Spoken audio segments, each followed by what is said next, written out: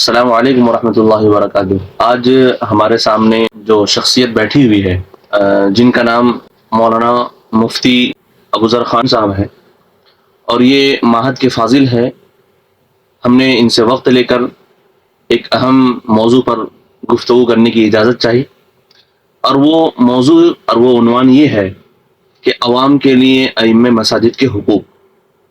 تو چلیے ہم سوال کریں گے، کچھ باتیں پوچھیں گے کہ عوام کے لیے ائمہ مساجد کے حقوق کیا ہے۔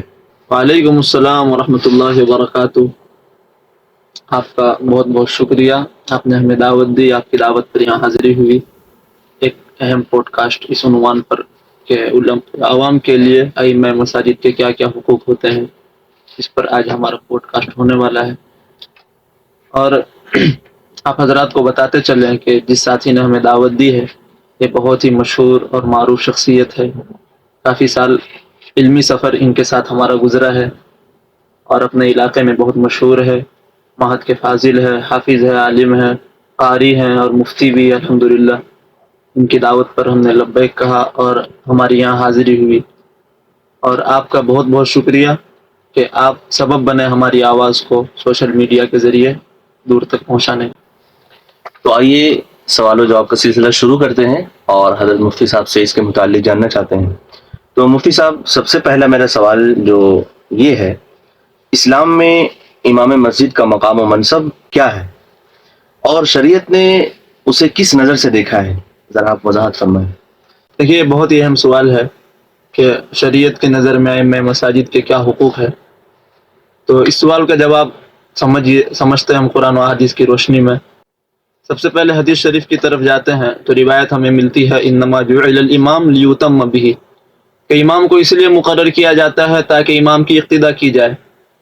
جس طرح امام کی اقتداء نماز میں کی جاتی ہے تو اسی طرح مامومین کے لیے اور عوام کے لیے ضروری ہے کہ نماز کے علاوہ دوسری چیزوں میں بھی امام کی اقتداء کرے۔ تو امام کی اقتداء نماز میں کس طور پر ہوتی ہے، اسی روایت میں آگے تشریح ملتی ہے کہ انما جعل الامام لیتم بہ، امام تو تمہارے لیے اس لیے مقرر کیا جاتا ہے تاکہ تم اس کی اقتداء کرو۔ اذا قال اللہ اکبر، جب امام اللہ اکبر کہے تو تم بھی اس کے ساتھ اللہ اکبر کہو۔ اسی طرح جب امام دوسری تکبیرات کہے تو تمہاری بھی ذمہ داری ہوتی ہے کہ تم بھی ان کے ساتھ دوسری تکبیرات کہو۔ تو جس طرح نماز میں امام کی تابعداری کا حکم دیا گیا، تو ہماری کوشش ہونی چاہیے کہ باہر کی زندگی میں بھی ہم امام کے تابعدار بنیں۔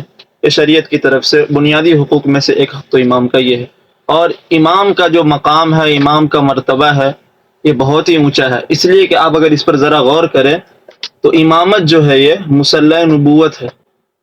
اللہ کے رسول صلی اللہ علیہ وسلم جب تک حیات تھے آپ کی موجودگی میں کوئی نماز نہیں پڑھاتے تھے، الا یہ کہ آپ کسی کو حکم فرماتے، وہ الگ بات۔ تو اس سے پتہ یہ چلتا ہے کہ امامت جو ہے مصلی نبوت ہے۔ تو شریعت نے اتنا اونچا مقام دیا ہے امام کو، تو امام کا مقام اور امام کا مرتبہ شریعت اسلامی میں بہت زیادہ بلند ہے۔ ماشاءاللہ، بہت اچھا آپ نے جواب دیا۔ دوسرا سوال ہمارا آپ سے یہ ہے کہ امام مسجد کے وہ بنیادی حقوق کون سے ہیں جن کی رعایت ہر مقتدی پر ضروری ہے؟ ذرا اس کی بھی وضاحت فرمائیں۔ بہت ہی اہم سوال ہے کہ امام مسجد کے بنیادی حقوق کیا کیا ہے۔ ایسے امام مسجد کے بہت سارے حقوق ہیں، اب بنیادی حقوق پر بات ہوگی تو بنیادی حقوق پر ہم غور کریں تو سب سے پہلے پتہ یہ چلتا ہے کہ تمام مقتدیوں کو امام صاحب کی ضروریات کا خیال رکھنا چاہیے۔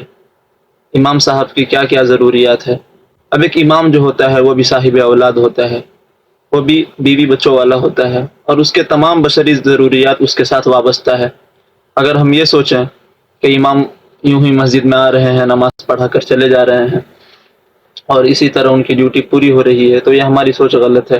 اس لیے کہ جس طرح ہمارے ساتھ ضروریات لگے ہوئے تو ان کے ساتھ بھی ضروریات لگے ہوئے، تو اب ہم ان کے حقوق کو پہچانیں، حقوق کو پہچان کر پھر ان کو اپنے پاس بلا کر جو ہو سکے ہم امام صاحب کا تعاون کرے، امام صاحب کچھ اپنی طرف سے ہدیہ دے۔ یہ تو ایک حق۔ دوسرا حق یہ کہ امام صاحب کی جتنی بھی ذمہ داری ہے اور امام صاحب کیا چاہتے ہیں ہم سے، ان کے مزاج کو اور ان کے منشا کو سمجھے۔ سب سے بڑی بات یہ ہے کہ امام صاحب ہمارے لیے جب اتنی ذمہ داری کو انجام دے رہے ہیں، ہمارے لیے اتنا سارا کام کر رہے ہیں، تو ہم کیوں امام صاحب کی مخالفت پر تل جاتے ہیں؟ اگر ہم ان کے حقوق کو پہچاننے والے ہو جائے تو ہم حقیقی معنی میں کبھی امام صاحب کی مخالفت نہیں کریں گے. تو شریعت نے بہت سے حقوق عائد کیے ہیں جو بنیادی طور پر چند باتیں آ گئی سامنے. ماشاء اللہ آپ نے جو جواب دیا بہت بہتر تھا، لیکن آپ کے جواب سے میرے ذہن میں ایک بات آئی جو مناسب سمجھتا ہوں کہ لوگوں کو بھی بتا دو کہ آج کل لوگ اماموں کو اس لیے بھی یاد کرتے ہیں کہ جب ضرورت ہوتی ہے، مثال کے طور پر گھر میں کسی کا انتقال ہو گیا تو قرآن پڑھوانے کے لیے بلا لیے، قرآن خوانی کروانے کے لیے بلا لیے، 10 بچوں کو لے کر آئیے اور قرآن پڑھیے. یہ بالکل میں سمجھتا ہوں کہ مناسب نہیں ہے کہ ضرورت کے وقت امام کو یاد کیا جا رہا ہے، باقی وقتوں میں امام کا کیا خیال ہے، کیا حالت ہے ان کی کچھ نہیں پوچھا جاتا ہے، اور بہت ساری چیزیں ہیں. تیسرا سوال ہمارا آپ سے یہ ہے کہ امام کی عزت و احترام، اطاعت اور اس کے بارے میں حسن زن کی کیا اہمیت ہے؟ دیکھیے یہ بھی بہت ہی اہم سوال ہے. اب جہاں تک حسن زن کی بات ہے تو صرف امام نہیں بلکہ شریعت میں ہمیں حکم دیا گیا کہ ہر ایک کے ساتھ حسن زن کا معاملہ کرے. یہی وجہ ہے کہ اللہ تبارک و تعالیٰ نے ارشاد فرمایا یا ایھا الذین آمنوا اجتنبوا کثیرا من الظن ان بعض الظن اثم، کہ ایمان والو بہت سے گمان سے بچو اس لیے کہ بعض گمان گناہ ہوتے ہیں. اب اس میں جس طرح سوء زن سے بچنے کا حکم دیا گیا ہے تو اسی طرح حسن زن کرنے کا حکم دیا گیا ہے. تو یہ جب عام مومنین کا یہ حال ہے کہ ان کے ساتھ ہمارا رویہ یہ ہونا چاہیے کہ حسن زن کا معاملہ ہو، تو جو امام صاحب مصلی امامت پر وہاں بیٹھے ہیں تو وہ تو بہت زیادہ اس کے لائق ہے کہ ان کے ساتھ حسن زن کا معاملہ کیا جائے.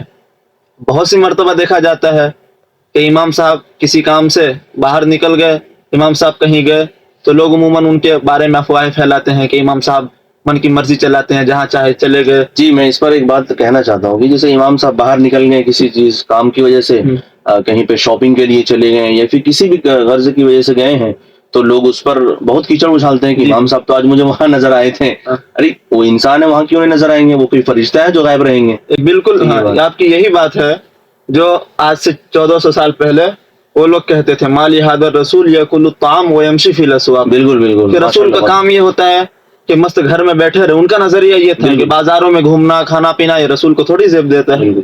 تو جب رسول بشر ہیں، جب ساری ضروریات ان کے ساتھ وابستہ ہے تو ایک امام بھی بشریت کے ناطے امام کے ساتھ بھی ساری ضروریات وابستہ ہے. تو امام بازار میں کیوں نہیں جائے گا؟ کھانے پینے کے اسباب کیوں اختیار نہیں کرے گا؟ تو امام کے متعلق اس طرح کی ہم سوچیں کیوں بناتے ہیں؟ بہت اچھا، ماشاءاللہ انہوں نے اچھا جواب دیا اور اس پر غور کرنے کی ضرورت تھا. ماشاءاللہ بہت بہتر آپ نے جواب دیا مفتی صاحب. آپ سے چوتھا سوال یہ ہے کہ امام کی مالی کفالت اور معاشی ضروریات پوری کرنے کے بارے میں اسلام کیا رہنمائی دیتا ہے؟ ہاں دیکھیے بہت اہم سوال ہے. معاشی ضروریات ہر کسی کے ساتھ وابستہ ہے.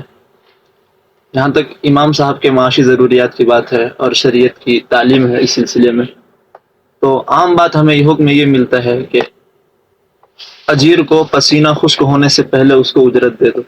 یہ باتیں ہمیں شریعت میں ملتی ہے. اب ایک امام صاحب جو ہے ہمارے یہاں رہتے ہیں، امامت کراتے ہیں، اپنی پوری ذمہ داری پوری کرتے ہیں، تو ایک اعتبار سے بحیثیت اجیر کے رہتے ہیں. تو اب ان کی جو کفالت ہے، پھر ان کی جو تنخواہ کا معاملہ ہوتا ہے، وہ سارے مسلیان پر عائد ہوتے ہیں. تو اس لیے اس سلسلے میں مسلیوں کو بہت آگے بڑھ کر اس میں حصہ لینا چاہیے اور امام صاحب کی تنخواہ میں اور امام صاحب کی ضروریات میں ذرا برابر بھی دیر نہیں کرنی چاہیے.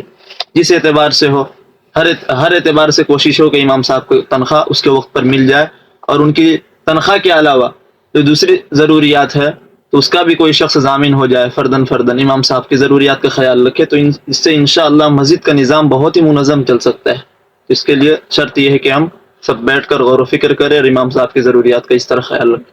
ماشاءاللہ ہمارے مفتی صاحب کی طرف سے بہت اچھے جوابات آ رہے ہیں جو ہمارے لیے بھی اور لوگوں کے لیے بھی بہت فائدہ مند ہوگا. مفتی صاحب ہم آپ سے ایک چیز اور جاننا چاہتے ہیں، وہ یہ کہ اگر امام سے کوئی اجتہادی یا معمولی غلطی ہو جائے تو عوام کا رویہ کیا ہونا چاہیے؟ حالانکہ ہم دیکھتے ہیں کہ اگر امام صاحب سے کوئی غلطی ہو جاتی ہے تو مطلب ایسا سمجھتے ہیں کہ ایک مطلب کہ انسان نہیں ہے بلکہ فرشتہ ہے، ان سے غلطی ہو گئی، اب کیا ہوگا، ایسا امام نہیں ہونا چاہیے، فلاں فلاں بہت ساری باتیں ہوتی ہیں. آپ بھی دیکھ رہے ہیں معاشرے میں کیا چل رہا ہے، تو اس کے متعلق آپ ذرا یہ بہت ہی اہم سوال کیا آپ نے. اب جہاں تک غلطی کی بات ہے تو اس سے کوئی انسان ہونے کے ناطے محفوظ نہیں. غلطی تو ہر کسی سے ہوتی ہے، بشریت کا تقاضا ہے. کوئی غلطی جان بوجھ کر نہیں کرتا. اب ظاہر سی بات ہے خطا غلطی اجتہادی طور پر ہی اس طرح ہو جاتی ہے. تو اب جب ہر انسان سوچتا ہے کہ غلطی بھولے سے ہوتی ہے تو پھر جان بوجھ کر اسے